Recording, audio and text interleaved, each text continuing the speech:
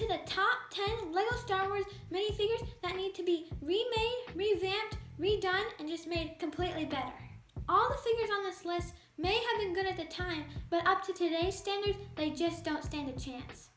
So let's start off with our number 10 pick. My number 10 minifigure that I think needs to be remade is Grand Admiral Thrawn. The reason is because this minifigure was only made once, and the version they did of him was okay. I think his hairpiece should be black because I think his hair is shown a little bit more black than blue, and he looked okay. The aftermarket for this figure is crazy, and after him being mentioned in The Mandalorian, I think there's a high chance he will be remade. That's my number 10 selection. Let's move on to the next figure. My number 9 minifig is Padme Amidala. The reason is because she is one of the main characters in the prequel trilogy, and they've only made 5 versions of her. Her main episode 1 appearance minifigure is a super crazy aftermarket price. And her Clone Wars appearance minifigure is just absolutely scary. And we've only seen one Attack of the Clones minifigure. So Padme Amidala is number 9. Here at number 8 is Asajj Ventress. Although the minifigures LEGO did make of her were pretty decent, I just don't think they represent her very well. They also did make the Vintage series Asajj Ventress, which was just really weird and random for LEGO. Another good excuse for LEGO to make her again is because they already make the custom lightsaber hilt pieces for her, so they literally just need to put those in another set. They were super cool hilts, and it's also really random why they just made them for Asajj Ventress. I also hope they make more custom lightsaber hilt pieces for future Jedi or Sith. And that's why she needs to be remade at number 8.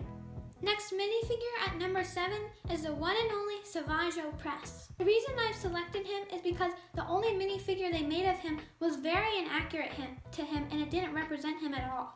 He did come with a cool armor piece, but his printing was very minimal.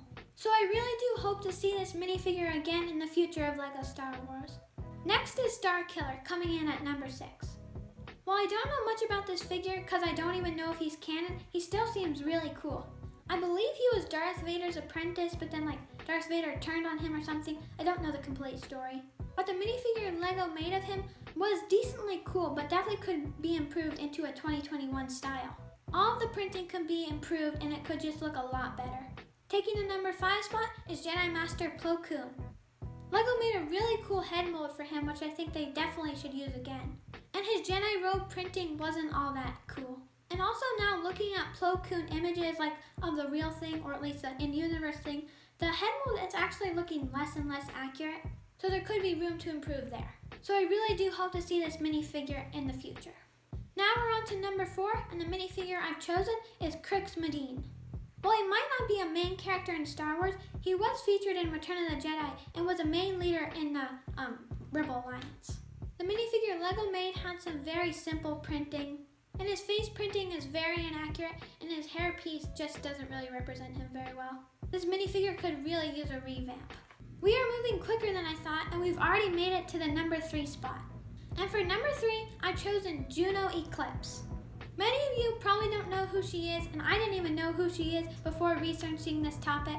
But I'm pretty sure she has something to do with Starkiller and that sort of story thing. But the minifigure LEGO made of her is absolutely terrible. I have no clue what they were thinking with her face print. I mean, what are those eyes, and the mouth and everything is terrible. But she does have some simple Imperial officer torso printing, and she badly needs to be redone. Now this next minifigure taking the number 2 spot, I am very surprised that LEGO has only done once. And it is basically the person that started the Rebel Alliance, Mon Mothma. The rendition LEGO did of her is really bad, and I really hope they redo her. In the film, she comes across as more of a thin person, and the minifigure LEGO made of her doesn't do that at all. Also, the hairpiece selection was just terrible. So she is a pretty cool character in the Star Wars universe, just her minifigure is not as cool. Now before we move on to our number 1 pick, I would like to do some honorable mentions of minifigures that are just absolutely trash. The first one here is the minifigure Gas Gana. I don't even know who this character is in Star Wars, but apparently LEGO made a minifigure of him. I'm pretty sure he's some sort of alien, but he comes across as a droid. I don't know what LEGO was thinking here. The minifigure looks absolutely terrible. The set he came in probably would have sold well if they just left him out. You can see the in-universe image of him on screen, and you can just tell that he is bad. The next honorable mention is basically a droid with a head stuck on his back. Yep, it's Aldarbedo. I have no clue who this figure is, but it basically looks like a head with like weird printing and like a droid arms. It looks terrible. The in-universe character of Aldarbedo looks nothing like the minifigure Lego made, and I really hope we never see this figure ever again in Star Wars or in Lego Star Wars. The last honorable mention is kind of an interesting one, but the figure I chose is the Stormtrooper. Lego had a good Stormtrooper mold that they were using from 2016 to 2018, not quite sure, but then they just went ahead and made a terrible one. It's way oversized, and if I was in charge of making the Stormtrooper, I would just go back to the old mold they had. But I don't know if they would do that since they've already made a new one, so I guess we'll just have to wait until they make a new one from the already new one they have, when they could just go back to the old one and save a whole ton of money. But whatever. Now my number one selection for the minifigure that needs to be remade the most is all Phase 1 Clone Commanders.